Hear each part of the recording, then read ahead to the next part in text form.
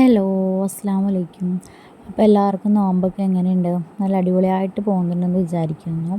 അപ്പോൾ ഞാനിന്ന് വന്നേക്കണത് ഒരു മെയിനായിട്ട് കുറച്ച് പ്രിപ്പറേഷൻസ് ഉണ്ട്. അതായത് നമുക്ക് ഇഫ്താറിൻ്റെ ടൈമിൽ കഴിക്കാനുള്ള കുറച്ച് സ്നാക്സൊക്കെ ഒന്ന് പ്രിപ്പറേഷൻ ചെയ്ത് വയ്ക്കാനുണ്ട്. അതേപോലെ തന്നെ ഒരു ദിവസത്തെ ഇഫ്താറിൻ്റെ വിശേഷങ്ങളും ഇഫ്താറിൻ്റെ എന്ന് പറഞ്ഞു കഴിഞ്ഞാൽ അതിനുള്ള പ്രിപ്പറേഷൻസും കാര്യങ്ങളൊക്കെ കാണിക്കുന്നുണ്ട്.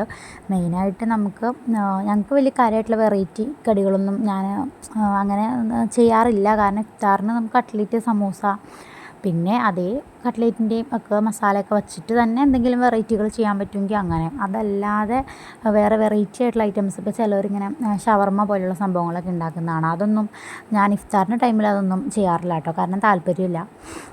കട്ട്ലേറ്റ്, സമൂസ ആ ഒരു ടേസ്റ്റിൽ തന്നെ കാര്യങ്ങളൊക്കെയാണ് എനിക്കും പിള്ളേർക്കും ഇവിടെ ഉമ്മാക്കും എല്ലാവർക്കും ഇഷ്ടമുള്ളൂ. അതുകൊണ്ട് പിന്നെ അല്ലാത്ത വെറൈറ്റീസ് ഒന്നും ട്രൈ ചെയ്യാറില്ല. ഈ ഒരു ടേസ്റ്റിൽ, ഈ ഒരു മസാലയിൽ എന്തെല്ലാം വെറൈറ്റീസ് ചെയ്യാവോ അതൊക്കെ ഞാൻ ചെയ്യാറുണ്ട്. അല്ലാതെ വേറെ ടേസ്റ്റ് മാറി വരുന്ന രീതിക്ക് അങ്ങനെയൊന്നും ചെയ്യാറില്ല.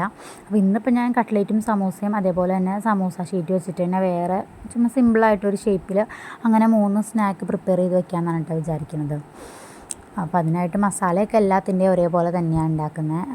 സമൂസയ്ക്കും ഞാൻ ഒരേപോലെ തന്നെ കട്ട്ലറ്റിൻ്റെ അതേ മസാല തന്നെയാണ് കേട്ടോ സമൂസയ്ക്കും ഞാൻ പ്രിപ്പയർ ചെയ്യണത്. കാരണം കുറേ വെജിറ്റബിൾസൊക്കെ കുത്തി നിറച്ച് സമൂസ ഉണ്ടാക്കി കഴിഞ്ഞ് കഴിഞ്ഞാൽ അതിപ്പോൾ ഷോപ്പിൽ നിന്ന് വാങ്ങിക്കുന്നതാണെങ്കിലും വെറുതെയാണ്. കാരണം മുകളിലുള്ള എന്താ പറയുക, നമ്മുടെ ലീഫ് അത് ഫ്രൈ ചെയ്ത് അത് കഴിക്കുന്നല്ലാണ്ട് അതിൻ്റെ ഉള്ളിലുള്ള വെജിറ്റബിൾസൊക്കെ ഫുള്ള് റിമൂവ് ചെയ്തിട്ടാട്ടോ കഴിക്കുള്ളൂ. ഞാനും അങ്ങനെ തന്നെ, എനിക്കും ഇഷ്ടമില്ല.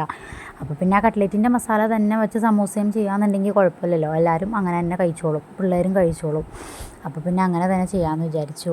അപ്പോൾ അതിനുള്ള മസാല, സവാള, കിഴങ്ങ് കാര്യങ്ങളൊക്കെ റെഡിയാക്കി. ഇപ്പോൾ ചിക്കൻ വേവിച്ച് വെച്ചിട്ടുണ്ടായിരുന്നു, അത് ജസ്റ്റ് ഒന്ന് ഷാലോ ഫ്രൈ ചെയ്തെടുക്കുന്നതാണ് കേട്ടോ.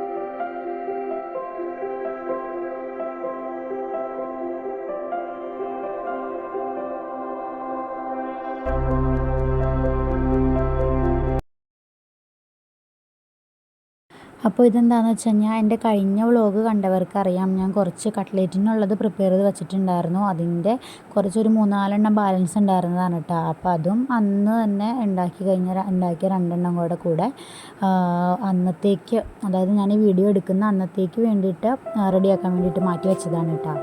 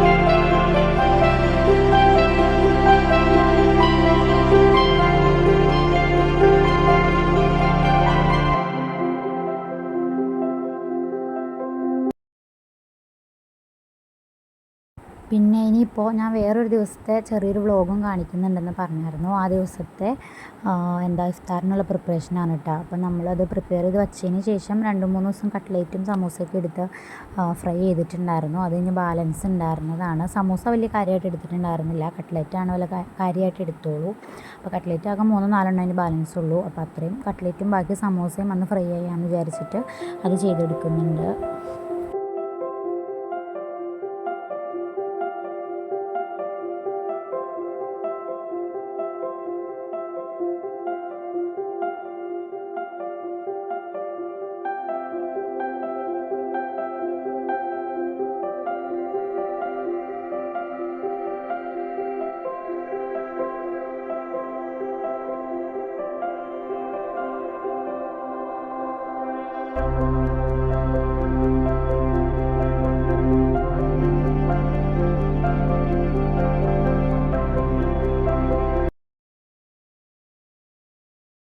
ഇനിയിപ്പോൾ അന്നത്തെ ദിവസം സ്നാക്സ് കഴിഞ്ഞിട്ട് പിന്നെ ഒരു സിമ്പിളായിട്ടൊരു ചിക്കൻ ബിരിയാണി ഉണ്ടാക്കാമെന്നാണ് കേട്ടോ വിചാരിക്കുന്നത്. എന്നും പത്തിരി, ഇടിയപ്പം, പുട്ട്, അപ്പം അങ്ങനെയൊക്കെയാണ്.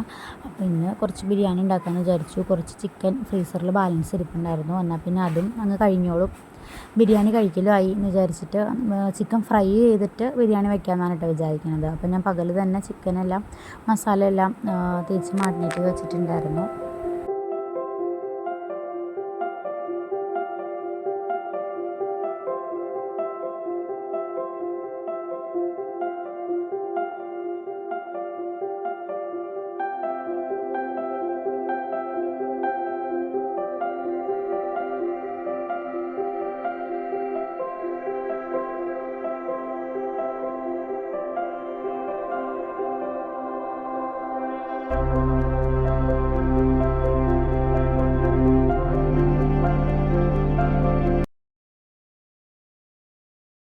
പിന്നെ ചിക്കനെല്ലാം ഫ്രൈ ചെയ്ത് മാറ്റി.